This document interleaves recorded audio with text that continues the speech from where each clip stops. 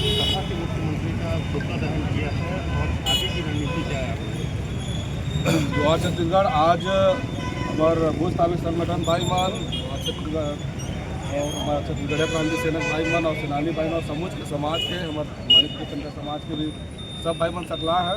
विषय ऐसे है कि जो कार्रवाई एक्चुअल में जो पुष्पांजलि के संग में और हत्यारा के संग में होना चाहिए, इसे हत्या के मामला दर्ज होना, से रेप के मामला दर्ज होना, होकर साथ में अत्याचार हत्याकर मामला दर्ज होना इसे।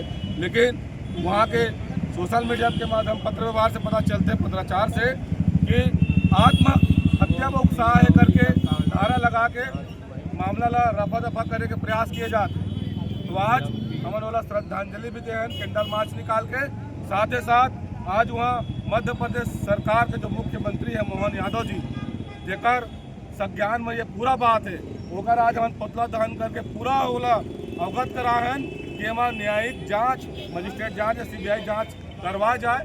काबर की साक्षात दिखा थे जब वो लड़का हम मरे है, एक खिड़की में लटके है, वो भी पूरा नग्न अवस्था में, पूरा शरीर में चोट है, सर फटे हुए है और ओला आत्महत्या के रूप दिए जाते।